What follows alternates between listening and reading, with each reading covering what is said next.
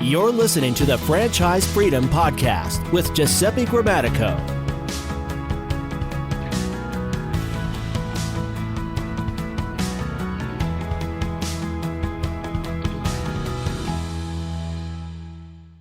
Okay, and welcome to the Franchise Freedom Podcast. I'm your host, Giuseppe Grammatico, your franchise guide, and just wanted to thank everyone for coming on and listening to our show today. We just released our 100th episode, so very exciting time, and looking forward to episode 200 in the next couple of years. So we have a very exciting show for you today.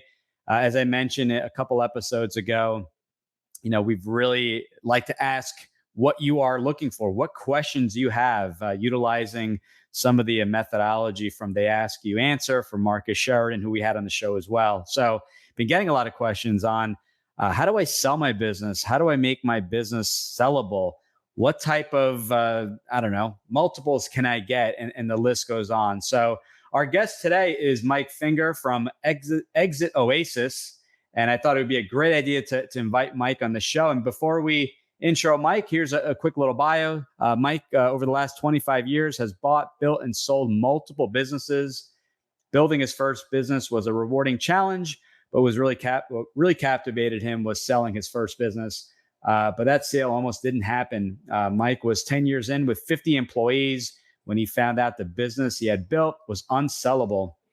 It was devastating, but he moved forward and focused on changing a few simple elements in the business. Those changes made that first sale possible. And he says it challenged his life. Now, Mike works to help other business owners change their businesses so they can experience their own life-changing sale when that time comes. Mike, welcome to the show. Thank you, sir. And serious congratulations on your 100 episodes. That's fabulous. Thank you. I started with the goal in mind. Let's try this out for a year, and it's just been over 2 years. So it's been fun. Learned a lot along the way. And when you're ready for your show, definitely hit me up. We'll exchange some notes. So, again, welcome to the show. Give the audience a lot of corporate execs looking to start their own business, and we have some existing franchisees and business owners looking for that next big thing.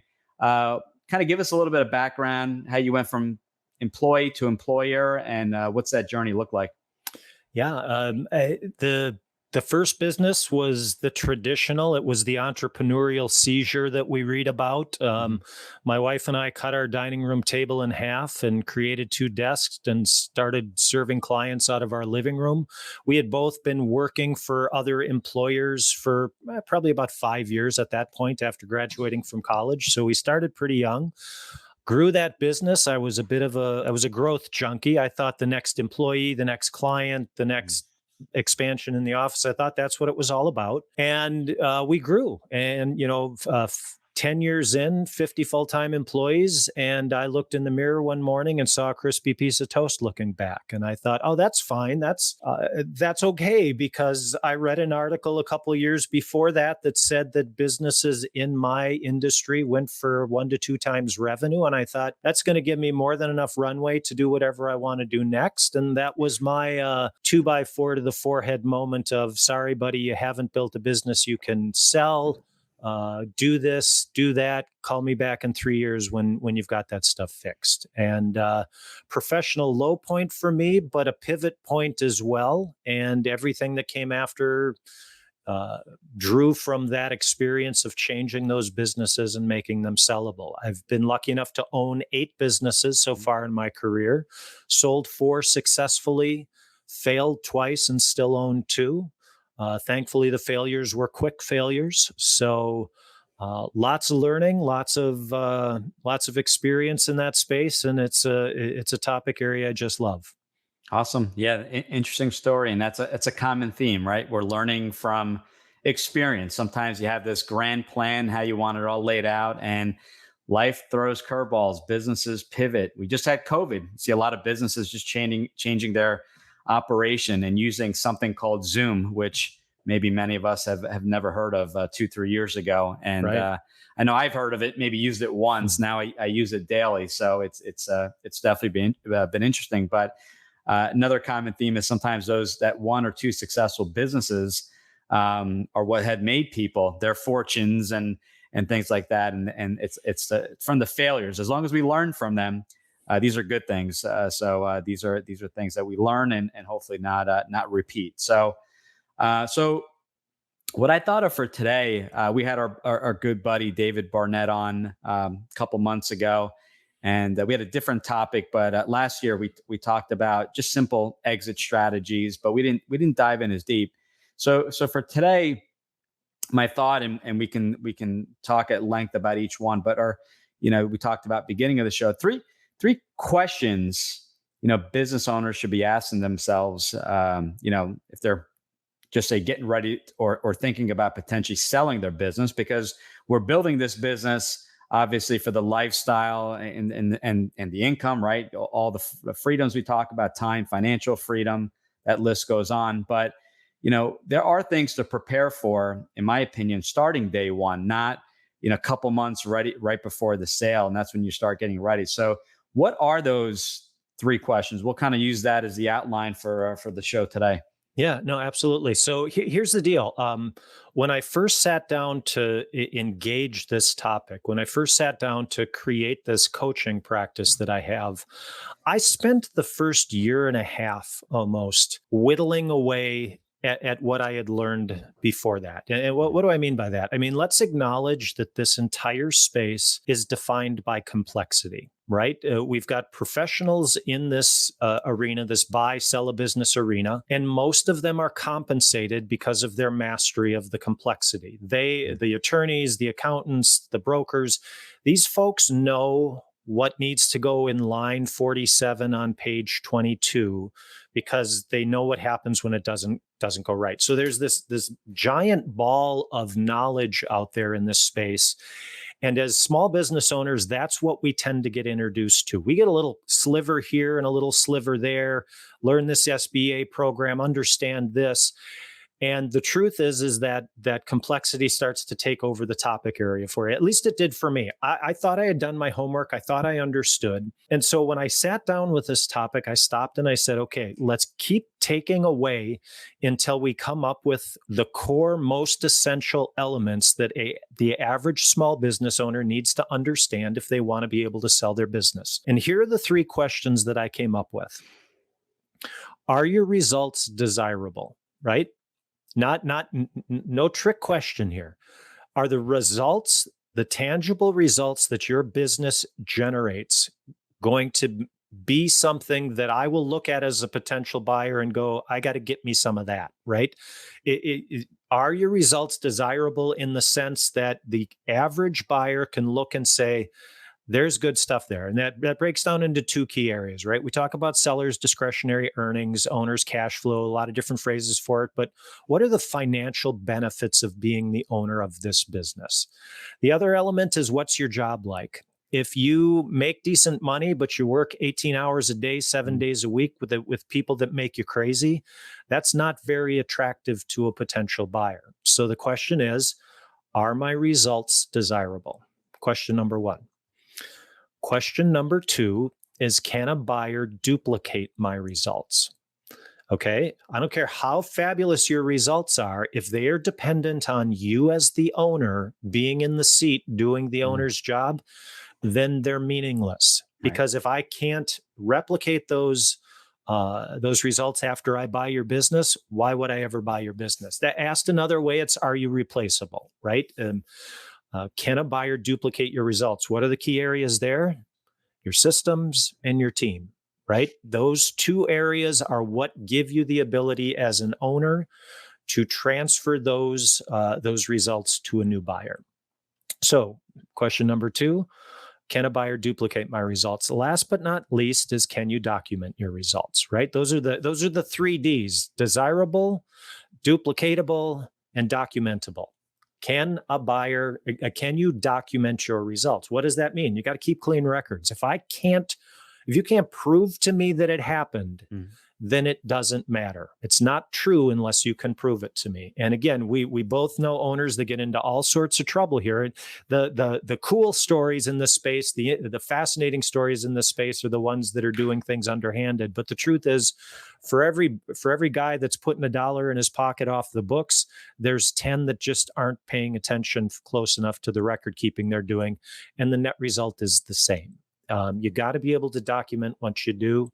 So that's a 3D view of your business that you need to have if you're serious about creating a business that you can sell. Those are the 3 questions. I like that. No, that makes a lot of sense, and it does put it in perspective, right? I mean, because if you're checking off documentation, the results are there, but the owner is the business, that's a problem, especially if the owner is not staying on board. And I had a similar case when I first started my business. I said, I want to be removed. I don't want to be, let's talk to the owner. I have a question or I have an issue. I want to go right to the owner. Well, there's staff in place to the point where I didn't want people even knowing me at some point, because the customers were reoccurring. I didn't want them, they in the very beginning, it was just me. So they wanted to contact me, but I said, this, if I were to sell this business, they're buying the business, or they're not buying the owner, or else, as we just mentioned, the owner is the worth, and that goes down. That's sales not going to happen if the owner's not staying on board. So, well, that's right, and we forget, right? So many of owners in that position, they say, well, that new owner will just step into my shoes. And right. What we forget is how long it took you to fill out your own shoes, right? You're 10 years in, you're doing this job the way you're doing it. What are the odds that I can walk through the door and do the same, even if I'm as committed? So yeah, it's a big question.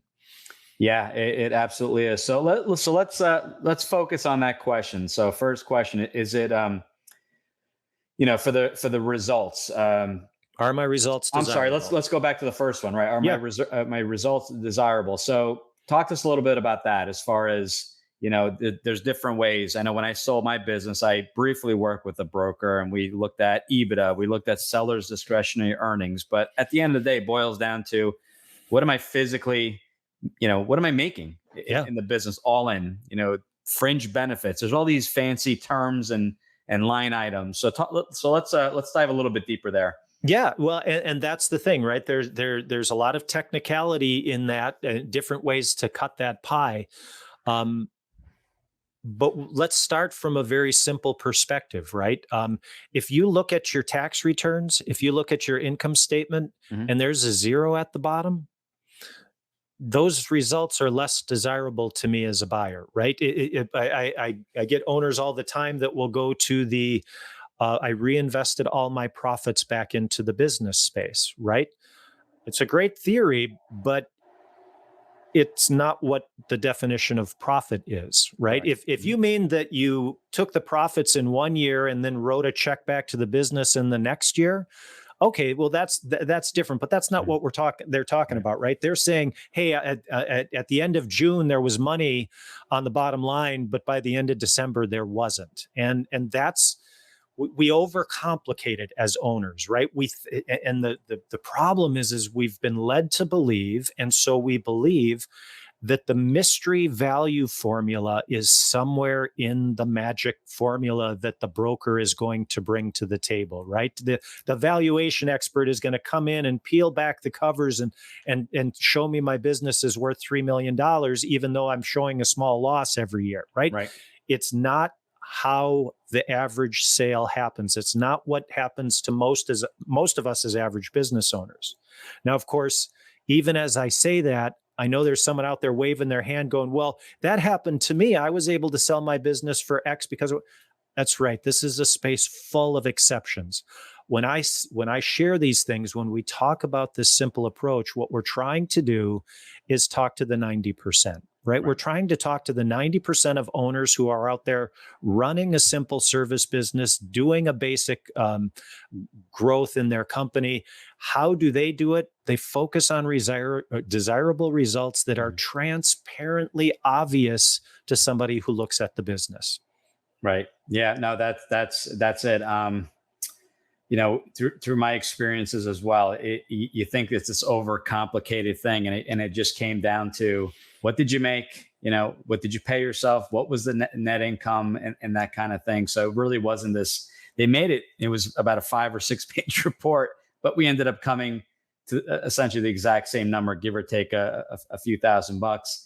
What about, there's profitability, but now the owner is involved 80 hours a week because maybe they need 4 employees, but they have 2 employees and they're working 80 hours, 7 days a week. So talk to us about the role. So is the role just as important as what the owner's making? It absolutely is, right? I mean, if I'm that well, what I tell owners is, if your job sucks, why would someone pay you for the opportunity to do it? Right? I mean, what's the there's not you watch as owners reach a level of misery, and then they check in mentally to the space of, I should sell this business. Mm-hmm. Buyers like happy owners. They like businesses owned by happy owners because they want to be happy, right? And what makes us happy? A little freedom in our job, flexibility to go see the kids' ball game occasionally, the need to not have to work 7 days a week, all of these things. And again, we know this conceptually, we know this, but somehow when we move into the sales space, there's this perception that something changes, but it doesn't. Buyers are shopping for a life. They're shopping for a lifestyle. And how do they know what the lifestyle is going to be? They look at you as the current owner, right? They look at how things work for you, knowing that it's probably going to take them 2 or 3 years to reach your level of competency. And if you're miserable because you're working crazy hours and doing all that stuff, forget about it. It's unattractive to a buyer. Does that mean it's impossible to sell that business? No, of course not. But that's not what we're talking about. We're talking about, how do I put my business into a position where it's reasonably realistic that I will be able to sell it? I like that. No, that makes a lot of sense. And to your point, right, a miserable buyer, or I should say a miserable seller, buyers coming in saying, what the heck is going on here? So what do I have to take into consideration? They're just wearing too many hats. So now I got to hire another 2 employees, which is going to affect the bottom line, and that's exactly affect the total valuation, right? So you can't just have the buyer wearing all hats and doing all roles and just claiming, I made $200,000. Well, is that going to be doable? Am I just going to be buying a job at the end of the day? Buying this business, is it a job? And I'm working all day long.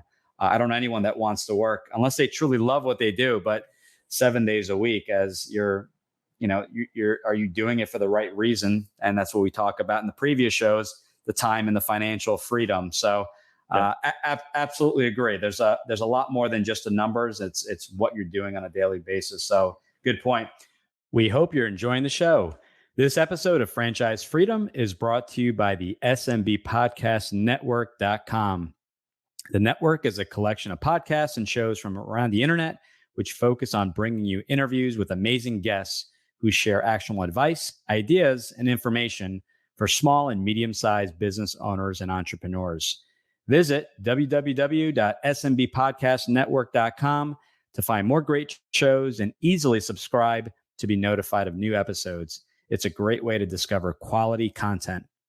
If you discovered us today via the network, then I hope you're enjoying the show and will consider subscribing directly so you never miss any of our great episodes. Now back to the show.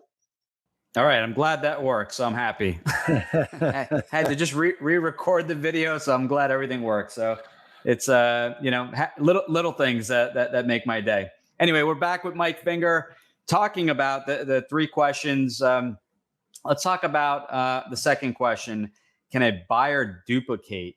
Talk to us a little bit more about that and what that looks like. Yeah, absolutely. That's the can I be replaced question. And again, to keep it simple, how do you know you can be replaced? Well, show me how the business has run without you there. When's the last time you took a vacation? When's the last time you sat back and watched what happened as the business operated with the team that you've built? And that's one of the 2 elements, right? It's the team that you've built. And that's one of those things where truly small businesses can get a little anxious about it, right? I'm a small operation. Maybe I have a handful of staff. How do I build a team? Well, part of it is the staff that you have, but part of it's the vendors that are on call and available to come fix problems. Every resource that you access and utilize makes that replaceability factor increase. Right. That team is critical, but it's a good team using good systems, right? And what do we mean by systems? It's anything where the information lives outside of someone's head. I've walked into businesses before, I've purchased businesses before that thought they didn't have systems, but what they had is Post-it notes around the walls, right? Or on machines that gave simple instructions about how those machines, was it rudimentary? Of course. Did it need to progress? Yes, but that's a huge step over it being exclusively in Bill's head, and then Bill chooses to walk out the door when I walk through. Right. So it's that combination of team and systems combined with an owner who is willing to penetrate their ego enough to not be the single most important thing in that business. And let's face facts. That's an important factor, right? There are some owners who get such a charge that they get so much for that they forget what they're giving up to be the guy or the gal in that role. And so it's a combination of recognizing the freedom you gain with the team and the systems that you build. I like that. And, one thing I'd like to add is that when you're reviewing that, you may have certain systems, maybe it's a combination of a CRM, some type of automation, some things that can make the business more efficient. So obviously that's going to take time and resources to set up in this business. But as the buyer of the business, these are ways that you can obviously maybe bring down the expense or just make the business more efficient. So at the end of the day, you have to look at the valuation of the business, but thinking about what is the true opportunity here. You see that all the time in franchises. Franchises have, and they're not all built the same, and some have better systems than others, but they have systems, they have CRM, they have automations, a lot of things taken off your plate. They even have call centers, so you don't even have to. Calls aren't even coming to your office in some cases, so you can completely get rid of certain aspects. But this is crucial, and you start to really figure out how strong the company is, right? As you mentioned, Post-it notes versus having a fully built CRM, which takes time and resources. So, extremely important. Anything else on that? Each of those evolution steps, and that's the interesting thing, is that we, as owners, we tend to separate this. Oh, well, I'll do that stuff when I'm ready to sell. Right. Yeah. Right. And what we forget is that the process of building the system makes the business better to own today. Right. I mean, that's the ownability is sellability. Those are interchangeable terms. And the benefits of doing this are just so obvious once you start down that journey. But and that's where the thing is for me. I on it, the clients I coach, I'm not a transaction guy. I don't care ultimately if they sell their business. Mm-hmm. What they want, and what I want for them is I want them to be ready to sell, which means that they have the freedom to make either choice, either way, at any time. That's ultimately what gets this done. Right. I like that. And sometimes some people will have the conversation. They want to sell because they need some help fixing things, and because they're working too many hours, the system is broken. They need assistance to find out once the system is fixed. Like, well, wait, now that I can work much less and everything is rolling, maybe I don't want to sell. And to your point, which is nice, you don't care about the transaction. You truly care about. It's why I don't work on commission. Right. Because I've had too many owners fall back in love with their business. Right. And that is a fabulous outcome. Yes, absolutely. And that's the beauty of it. Your intention may be to sell. You fix certain things, some systems. Maybe you have to replace some employees and let them give them. We had one instance where the franchisee was overpowering and had to okay every decision. And I said, that I can tell you is an issue. You need to empower your employees. They need to be able to make their own decisions. If it's waiting on your desk and you're on conference calls half the day, well, that's just another delay, another roadblock in the system, bottleneck. So, empower your employees was something minimal, and he was able to cut his hours significantly just with that one minor change. So, let's talk about this, which is really common sense. Can you document? And we have seen this time and time again where people decide to, I want to sell my business. I'm a certain age. I want to spend some more time with the grandkids. But I don't have anything documented. Some transactions are cash or written on paper. I've seen people use graph paper. Some things are in QuickBooks. You may understand what's going on, but that makes it really complicated for a buyer looking at your business. So talk to us about that. Sure. Well, like I said earlier, it really falls into two basic categories. There is the part of this that is, let's call it, you can't steal it twice, right? If you are operating your business with substandard ethical standards, if you're pocketing cash, don't expect to get that money back in a sale, right? Don't expect to be able to. And I could tell you dozens of stories of where that's happened to me, where I have been in that position. Hey, buddy, come on back to my condo. I want to show you the second set of books. Okay, I get it, but let's recognize what that means. That means you've just admitted you lied to the IRS, an entity that can put you in jail, but I'm supposed to trust you. It breaks that trust relationship instantly. But again, way more common, way more important relative to the average small business owner, the owner who's trying to run the business right, is that we don't give enough attention to this. We don't, and I'm not talking about spending hours and hours doing it. I'm saying this can't be something that waits till the end of the year. Not only does that create an incredibly difficult environment to knowledgeably run a small business in, it takes you completely out of the running on the sellability question. So what are we talking about with documentation? We're talking about clean financial records. We're talking about agreements with your vendors. We're talking about, gee, can you transfer that agreement to me? Well, we shook hands on it 17 years ago, but I don't know if he'll like you, right? I mean, that's great in theory, but until I can transfer that agreement, my buying ability is greatly diminished. So again, a common sense directive can, are your records clean? But one that we as small business owners know gets eaten by the new client or the problem we have to solve or whatever. Yeah, that's you nailed it. You need to have everything in order, and it just helps you as a business owner. You're going to need these documents. You need to file your taxes at the end of the year. So I know for myself, we had some issues with the accounting. We had to make some changes, but we wanted a simple chart of accounts. You have your profit and loss and your balance sheet. And I wanted to know on a monthly basis, my profitability, how much I made on a monthly basis, so that I knew I wasn't waiting until October, November to say, am I profitable? Should I have made estimates? I wanted something on a monthly basis. So when you keep it that clean, you potentially list a business and the buyer's asking first, you have them, fill out the NDA, but can you send me your P&L? Can you send me the last 3 years? You want that easily accessible, all electronic, so that they can easily go through that. And then you can sit down with them and talk about if there were ever, just say there was a growth trend for 2 years and then it dropped. What happened here? And you need to be armed and ready with an explanation.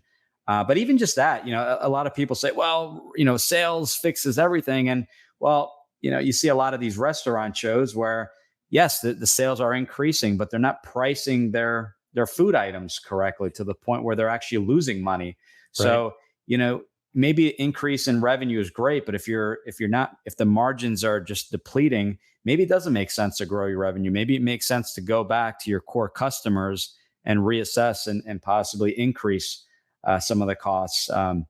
Great point. Yeah. Great point. Right. Here's a quick hint for small business owners who are listening.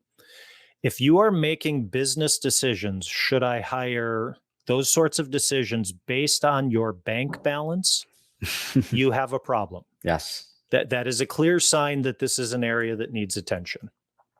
Right. Because if you have an extra $10,000 in your bank account and it's June 30th, right? We're at the end of June.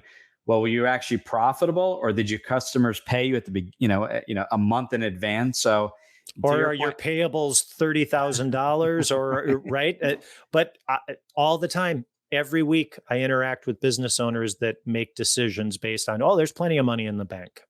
Okay. Yeah, that's great. Right. To your point. So the question is, have you paid your expenses? Are you profitable?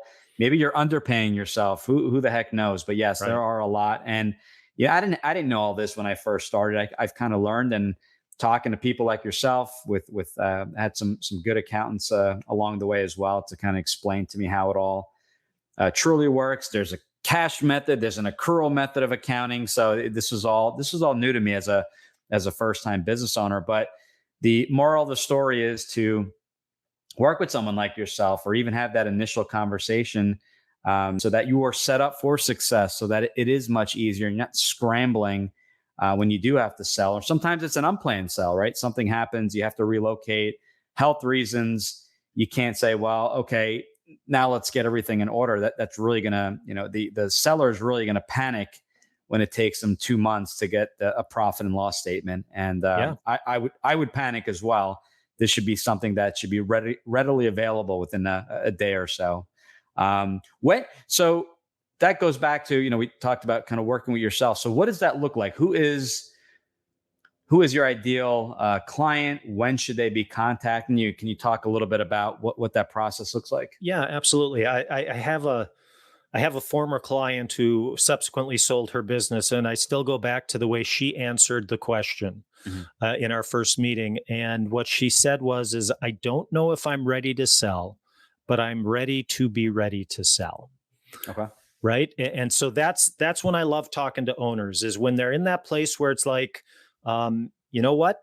I don't know that I want to do this forever. Maybe I'm happy. Maybe I'll be here for 20 years, right. But I want to be in the place where I can exercise that freedom of choice to sell or keep and be happy with either result. That's the ideal customer for me, is someone who is, we get them across the spectrum, right? Some are in an incredible amount of pain. I need to sell tomorrow. Mm-hmm. And some are, I just want this place to run better. And those are great conversations. But for me, the core is that client that has that awareness of their the possibility that they might want to do something else someday. I like that, and you're truly, there's no conflict. You're not worrying about a commission, and if it doesn't sell, you don't make any money. You're able to help them either sell, turn their business around. They are truly a long-term client. So really, a broker, you're able to assist them A to Z. So if they do decide to sell and their books are in order, are you able to take them to that next level with the listing and that kind of thing? What we'll often do is I'll introduce them to brokers I know. We'll go through an interview process, help them understand that. I stay with them throughout, because sometimes it's that 4 a.m. text on the day of closing. I'm not sure I can go through with this. Right. All right, let's talk that through. Right. I'm not the broker going, what do you mean you can't go through with this? I want what's best for that client, and ultimately, I think the deal is right. If I'm a big believer that is a reluctant transaction for many of us, but if we've done our homework ahead of time, it can be a spectacular, life-changing transaction. And that's my life experience. That as I told that story, right? I'm 10 years in, my business is unsellable. Over the next 5 years, I made these changes in my business. The business was the exact same size. 5 years later, we made a successful sale. Yeah, and having that experience is priceless. Actually, going through the entire process. So, what else didn't we talk about today that the audience could find really helpful? Well, my last practical hint is here's how most of us deal with this topic. We wait, and then we fail. Okay, so here's what I'd like your listeners to do. If you're a small business owner, set a date with your future self once a month. Set aside a half an hour during a lunch once a month where you spend time thinking about this transaction. You read articles, you watch videos, you do your thing around this topic. Give your future self the gift of learning what it means to successfully make what will probably be the biggest transaction of your life, if you're able to pull it off. That's worth a little time investment. This topic we're talking about doesn't have an advocate. None of your employees are going to come into your office and say, you really should think about getting ready for sale. Right. The IRS doesn't do that. All of the other issues in our business have advocates that pound on our door, except this one. And this is about your future as the small business owner. So give yourself the gift, spend a half an hour a month on this, start learning what it means to create a business you can sell.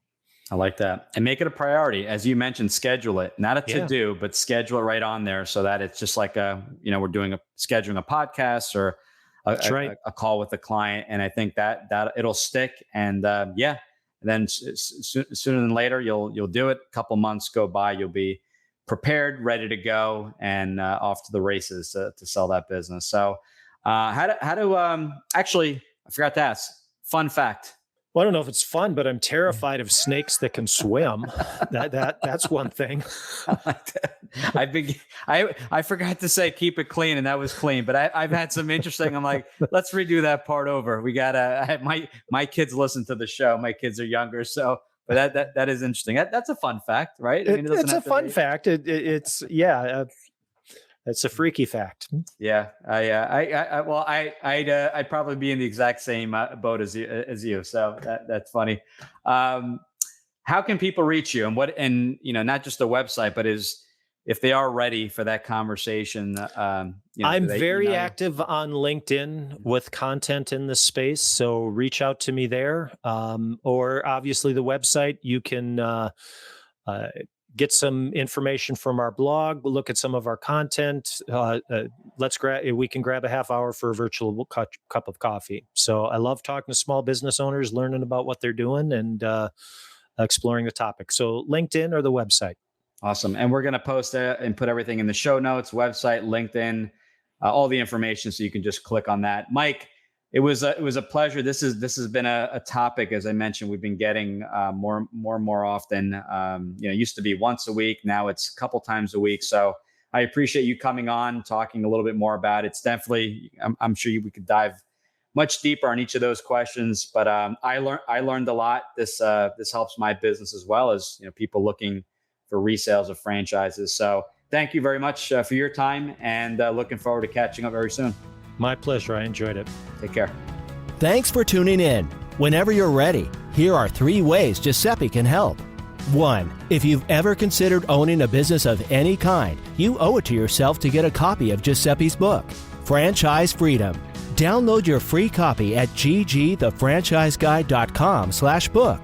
2. Want to understand how successful executives make the transition from corporate to owning their own franchise? Join Giuseppe's next online presentation, Franchise Freedom, How to Escape the Corporate World and Have Financial and Time Freedom by Owning a Franchise, by going to ggthefranchiseguide.com/video. 3. Want to work with Giuseppe one-on-one to identify the right franchise opportunity for you, to navigate the process, and get plugged into experienced franchising advisors? Send him an email to gg@ggthefranchiseguide.com with one-on-one in the subject, and he'll send you all the details.